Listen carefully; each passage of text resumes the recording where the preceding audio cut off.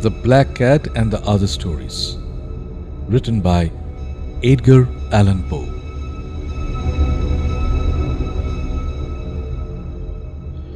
In the introduction, how can I explain this fear? It was not really a fear of something evil, but then how else can I possibly describe it? Slowly, this strange fear grew into horror. Yes, horror. If I tell you why, you will not believe me. You will think I am mad.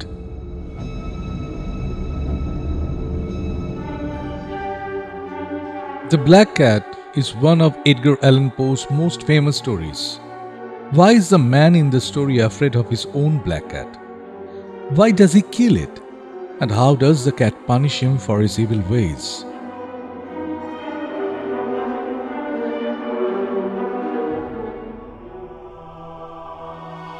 The Black Cat. You are not going to believe this story, but it is a true story. As true as I sit here writing it. As true as I will die in the morning. Yes, this story ends with my end, with my death tomorrow. I have always been a kind and loving person. Everyone will tell you this. They will also tell you that I have always loved animals more than anything. When I was a little boy, my family always had many different animals around the house. As I grew up, I spent most of my time with them, giving them their food and cleaning them. I married when I was very young, and I was happy to find that my wife loved all of our animal friends as much as I did. She bought us the most beautiful animals.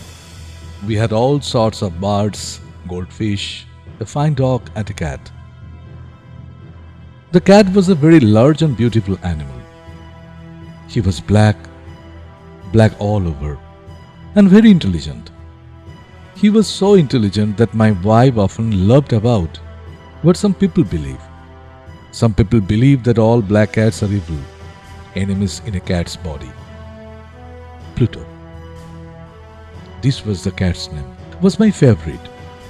It was always I who gave him his food, and he followed me everywhere. I often had to stop him from following me through the streets. For years, he and I lived happily together, the best of friends.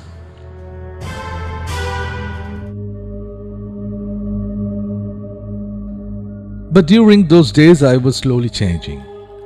It was that evil enemy of man called drink who was changing me.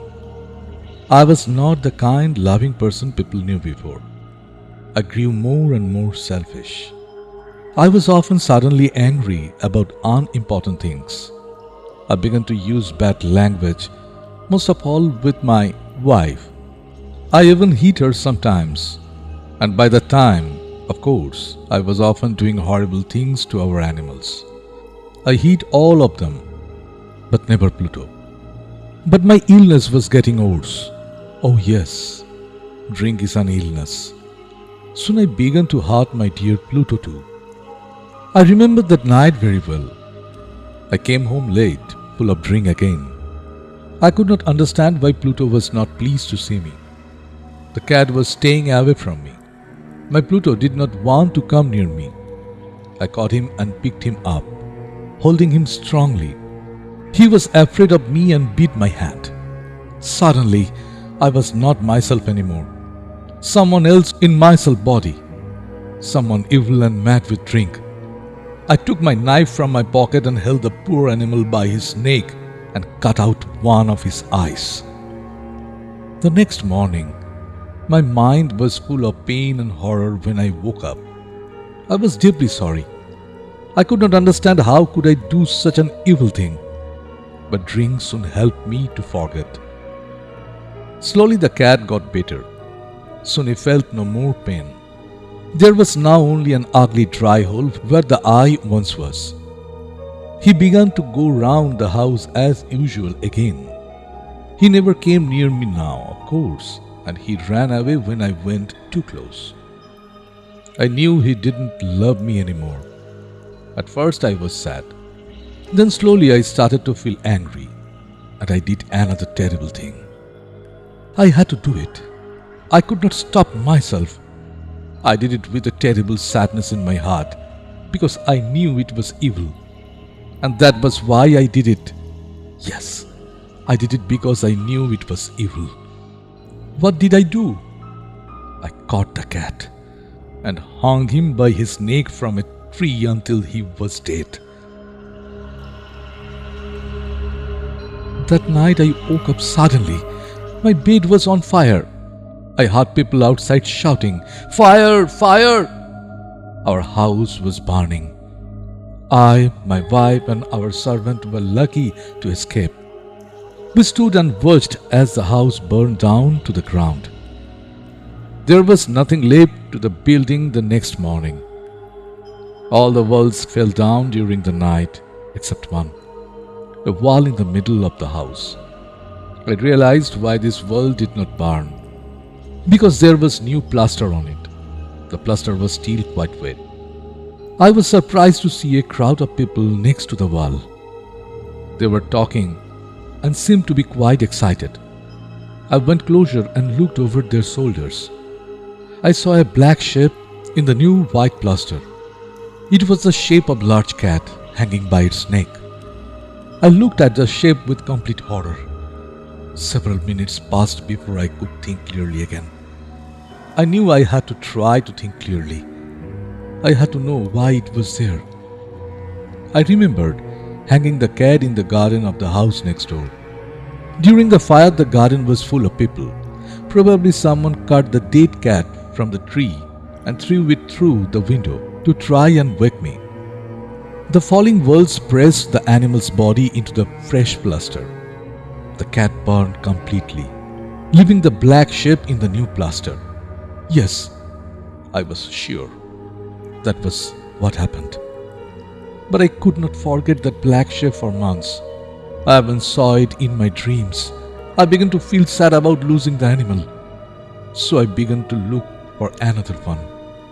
I looked mostly in the poor parts of our town where I went drinking. I searched for another black cat of the same size and type as Pluto. One night, as I sat in a dark and dirty drinking house, I noticed a black object on top of a cupboard, near some bottles of wine. I was surprised when I saw it. I looked at those bottles a few minutes ago, I thought, and I am sure that object was not there before. I got up and went to see what it was. I put my hand up, touched it, and found that it was a black cat, a very large one, as large as Pluto. He looked like Pluto too, in every way but one. Pluto did not have a white hair anywhere in his body. This cat had a large white shape on his front.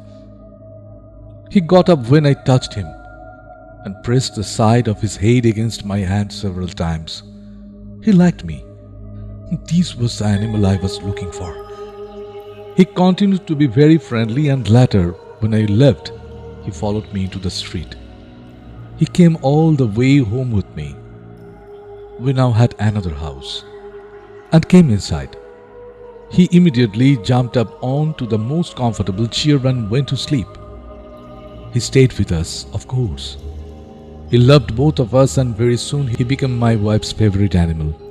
But as the weeks passed, I began to dislike the animal more and more.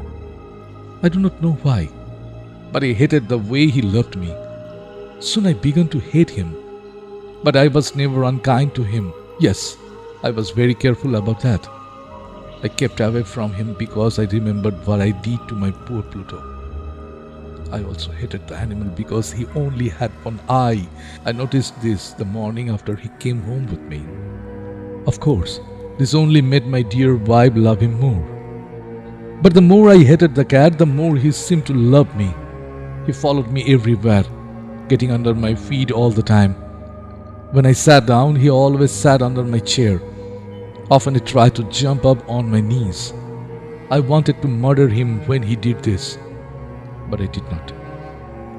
I stopped myself because I remembered Pluto, but also because I was afraid of the animal. How can I explain this fear? It was not really a fear of something evil. But then how else can I possibly describe it? Slowly, this strange fear grew into horror. Yes, horror. If I tell you why, you will not believe me. You will think I am mad. Several times my wife took the cat and showed me the white shape of this chest. She said that shape was slowly changing. For a long time I did not believe her. But slowly, after many weeks, I began to see that she was right. The shape was changing. Its sides were becoming straighter and straighter. It was beginning to look more and more like an object. After a few more weeks, I saw what the shape was. It was impossible not to see. There on its front was the shape of an object I am almost too afraid to name. It was the terrible machine of pain and death. Yes, the gallows. I no longer knew the meaning of happiness or rest. During the day, the animal never left me. At night, he woke me up nearly every hour. I remember waking from terrible dreams and feeling him sitting next to my face, his heavy body pressing down on my heart. I was now a very different man. There was not the smallest piece of God left in me. I now had only evil thoughts, the darkest and the most evil thoughts. I hated everyone and everything, my dear wife too. One day, she came down into the cellar with me to cut some wood. We are now too poor to have a servant. Of course, the cat followed me down the stairs and nearly made me fall. This made me so angry that I took the axe and tried to cut the animal in two. But as I brought the axe down, my wife stopped my arm with her hand. This made me even more angry. I pulled her hand away from my wrist, lifted the tool again, brought it down hard and buried it in the top of her head. I had to hide the body. I knew I could not take it out of the house. The neighbors noticed everything. I thought of cutting into pieces and burning it. I thought of burying it in the floor of the cellar. I thought of throwing it into the river at the end of the garden. I thought of putting it into a wooden box and taking it out of the house that way. In the end, I decided to hide the body in one of the walls of the cellar. It was quite an old building, near the river, so the walls of the cellar was quite wet and the plaster was soft. There was new plaster on one of the walls, and I knew that underneath wall was not very strong. I also knew that this wall was very thick. I could hide the body in the middle of it. It was not difficult. I took up some plaster, took out a few stones and made a hole in the earth that filled the middle of the wall. I put my wife there. Put back the stones, made some new plaster and put it on the wall.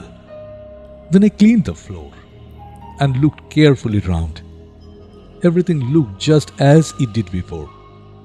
Nobody would ever know. Next I went upstairs to kill the cat. The animal was bringing me bad luck. I had to kill it. I searched everywhere but I could not find him. I was sure it was because of my wife's murder. He was too clever to come near me now. I waited all evening, but I did not see the evil animal. He did not come back during the night either. And so for the first time in a long time, I slept well. When I woke up the next morning, I was surprised to see the cat still was not there. 2-3 days passed, and there was still no cat. I cannot tell you how happy I began to feel. I felt so much better without the cat. Yes, it was he who brought me all my unhappiness. And now without him I began to feel like a free man again. It was wonderful. No more cat. Never again. Several people came and asked about my wife. I answered their questions easily. Then on the 4th day, the police came. I was not worried when they searched the house. They asked me to come with them as they searched. They looked everywhere several times. Then they went down into the cellar. I went down with them, of course. I was not a bit afraid. I walked calmly up and down, watching them search. They found nothing, of course. Soon they were ready to go. I was so happy that I could not stop talking as they went up the stairs. I did not really know what I was saying. "Good day to all you, dear sirs," I said. "Yes, this is a well-built old house, isn't it?" "Yes, a very well-built old house." "These walls, are you going, gentlemen? These walls are strong, are not they?" I knocked hard on the part of the wall where my wife was. A voice came from inside the wall in answer to my knock. It was a cry, like a child's. Quickly it grew into a long scream of pain and horror. I saw the policemen standing on the stairs with their mouths open. Suddenly, they all ran down in a great hurry and began breaking down the wall. It fell quickly, and there was my wife standing inside. There she was, with dried blood all over her head, looking at them. And there was the cat, standing on her head, his red mouth wide open in a scream, and his one gold eyes shining like fire. The clever animal. My wife was dead because of him, and now his evil voice was sending me to the gallows.